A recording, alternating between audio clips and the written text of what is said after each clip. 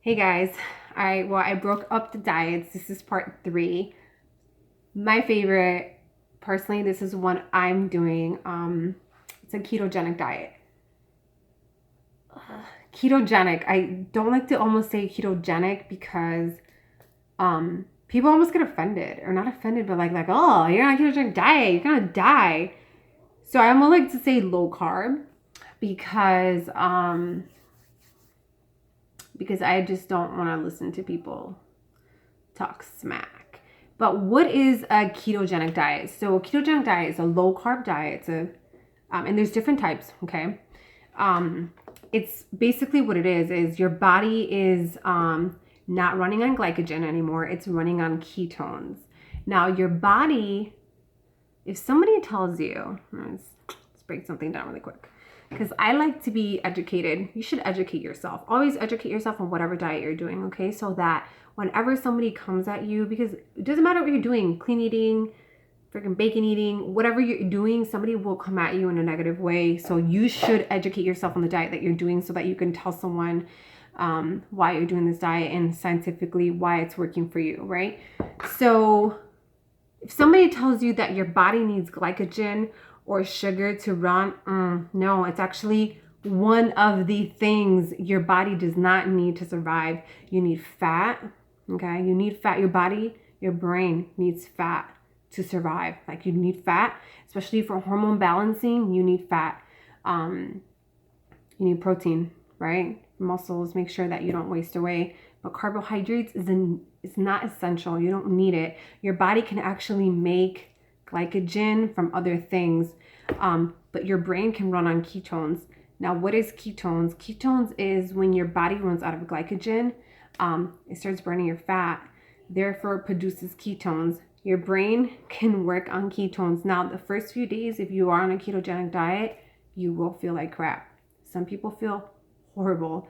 Some people like me, I was like, just feeling a little bit more tired, but I didn't catch the keto flu or whatever, just your body just doesn't know like what's going. It's like it's been running on so much sugar for all your life. Think about it when you're little, when you're yay high.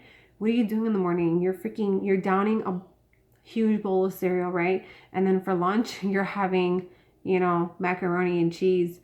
Because, that's what my kids eat too, right? Because that's what kids like. But your body's used to running on all that sugar and all that glycogen. It's not used to burning and working and literally working to use your fat, which is what it is. It's stored energy to use it as energy. So your body's like, oh crap, like what am I doing here? So that is what a ketogenic diet is. Now, ketogenic is low carb, right? So keto, let's start with keto. Keto is a low carb, right? Moderate to lower protein. They don't do a lot of protein.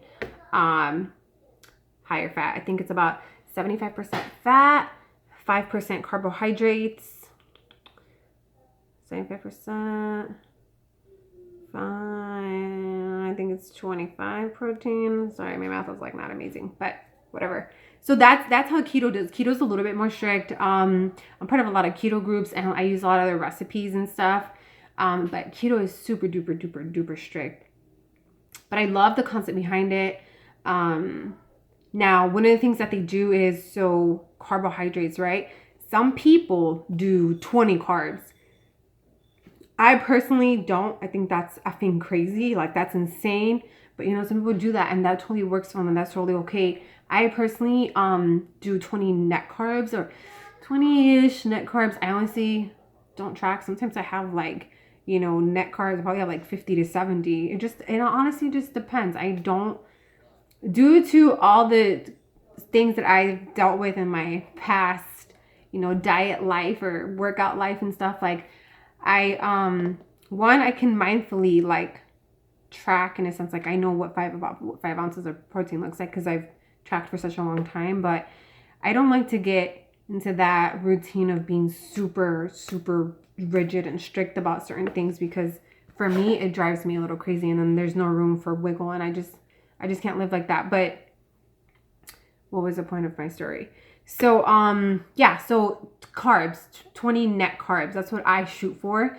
So 20 net carbs, which I'm going to try to break this down. Can you give me a pen? I'm going to try to break this down as the simplest that I can, but you're going to have to Google it because it took me a little while to learn what net carbs were. So net carbs is, can I have a pencil, honey? Pencil? So let's say I have something that is, This is the only thing I can. thank you, baby. Let's say I have a bar or something that's, oh man, this is like the worst pen ever. 20 carbs, right? I can grab one from my backpack. Okay, yeah, that is perfect. And there's 10 grams of fiber, okay? So, and then there's, I don't know, 7 sugar alcohols. Sugar alcohols is sugar that your body does not process as sugar. So maltol, erythritol, Splenda, but I don't really use Splenda. Xylitol, I use xylitol. I love xylitol. Now these sugars or whatever, some people like it affects their stomach and makes them kind of like gassy, but not me. Xylitol works great for me. I love xylitol. So okay, so you have a bar that's 20 carbs and that has 10 grams of fiber. So 20 minus, so you're subtracting your fiber and you're subtracting the fiber and you're subtracting the sugar alcohols. So 20 minus 10 is 10, and then it's got 7 grams of sugar alcohols. So then 10 minus 7 is 3. So your bar is 3 net carbs, basically, right? Because when you see the 20 up here, you're like, oh crap, that's it. That's like all the carbs I have for the day. But no, when you do your math or whatever, you subtract your fiber, you subtract your sugar alcohols, and then you end up with your actual carbs or whatever. So I like to shoot for between 20 to 50. It just depends or whatever. But you do want to fill it up with micronutrient food, like vegetables and stuff like that. Now here's what happened when I went low carb is I had just had a baby, been working my butt off in the gym, working out 5-6 times a week, at least 2 hours a day. I mean, it was so freaking crazy. I was breastfeeding. I was having all types of hormonal issues because I was having issues or whatever, right? And I was doing it for Fit Your Macros, like I stated before, and I was so depressed. Like the weight was not coming off. I was working my ass off. Like literally, I was doing some intense ass workouts, and the weight was just not coming off. And one of my good friends told me she was doing keto, and I was like, oh, keto. Like I Googled it and I was like, oh my God, that's so strict. So I went on the Atkins website, and Atkins has been around for such a long time, honestly. And it is a great place to start if you want to get into this ketogenic low carb place, because they lay things out for you. And they have 2 different programs. They have like the 20 and then they have the 40. I started with the 40 net carbs, and it was still too much sugar for me. Like I knew it was too much sugar because I still felt really tired. I felt really foggy. I was hungry all the time. And that's when you know that if you're doing, really high carbohydrate diet and you're hungry all the time and you feel like shit and you're tired and you're fucking depressed. I'm sorry, I'm cursing because I just remember that time, and I just remember feeling so crappy and just so bad, and it was not a good time. And that's how I knew. I took this quiz, which I can link down below, and that's where I decided that low carb was for me. So I did it. I started, just kind of like going on the Atkins website and kind of tracking it that way or whatever. And man, the weight literally started coming off like this. I was doing the same thing. And literally just the one thing that changed was just like my carbohydrate intake. And man, wow, what a freaking difference. So if you're someone who you've tried the if it fits your macros, you've tried any other diet, and you know what, you feel like crap all the time, the weight isn't coming off, you feel sick, you feel tired, you're having issues, if you're having hormonal issues, that's a big red flag. Huge. Do some research on hormones and carbohydrates, and then becoming insulin resistant. I'm not saying, becoming diabetic, because I'm not diabetic, but I think I was definitely insulin resistant. I'll link the this quiz that I took where I was like, oh crap, like I think I'm insulin resistant. You can become insulin resistant after having a child because due to your hormones or whatever. So so yeah, ketogenic diet, like what it is, you know, and I'll kind of really quick, you know, protein, so like lean meats and stuff like that, fat, good fat, you know, yeah, you can have bacon and stuff like that, but you know, avocado, coconut oil, butter, we do organic butter, you know, we stick, switching to this diet, and Danny is doing it with me too. We've switched everything to organic. The last thing we're trying to go to organic is our meats or whatever. But other than that, like personally, like I feel amazing. And let me tell you, like not feeling like crap all the time, and not having like this energy crash going like this, because basically that's what it was. I was like this, you know, it feels amazing. And you know, my workouts haven't suffered. I lift weights. But do some more research. Leanne Vogue is one of my favorites when it comes down to learning about ketogenic diets and going low carb and learning the benefits and how it can balance out your hormones, especially for women. Because you know what, after you have babies, your hormones get so jacked up. And for me, it was baby number 3 that loaded, like literally, I was battling through postpartum depression. I was having a lot of just issues. I like my body just couldn't get right again. So that's how I decided low carb was for me. And I've been doing it for about, like 18 months. And I've lost over 30 pounds. And I feel great. And I feel amazing. And that's what, and I can do it. Like I don't track, you know, I'm a busy mom. I try, you know, I mindfully track and like, you know, whatever, but I kind of do lazy keto or whatever. Google it. But I still go to McDonald's. I still eat out with my family. I still have fun. You know, I just switch the little things. Like I don't do fries. I just have a salad, and I wrap my burger in lettuce. So stuff like that. So that's low carb. I love it. A lot of my friends have tried it. Danny tried it. He loves it too. But you know what? Low carb is not for everyone. You know, some people feel like crap when they're on low carb.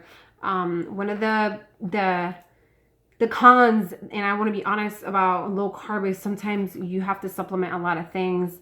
One thing that I do supplement is I supplement magnesium, just because due to being low carb, it's easier for you to, you're diuretic, meaning you can lose more water because you don't have the carbohydrates or whatever. So, you know, some people get, you know, like you need Powerade, and just to make sure that you're not lacking electrolytes, because that's happened to me when I was in Mexico. It was super hot. I was sweating a ton, and you feel like crap. Like your heart goes really fast, whatever. But as soon as I like put some salt, you know, had a lot of salt and whatever, I was totally fine within like literally a few minutes. So that's the only thing is supplementation. You know, you can be missing a lot of things, so you do have to like supplement. But if you do eat nutrient dense foods in keto, not just sausage, not just bacon, you know, none of the fun stuff, which I personally, my fun part of like low carb, and that's why I freaking love it. And that's what I was missing in the other diets that I was doing, is cheese. Oh my God, I love cheese. Oh, cheese is my friend. Cheese is my friend. I know I'm lame. But yeah, that's low carb, keto, Atkins. Atkins, one of the things, the difference between keto and Atkins, I've already talked too much. That was like a 15-minute video. Keto is lower protein. Atkins is higher protein. So I know when I first started, I think I was like 170. I know, 176, I think.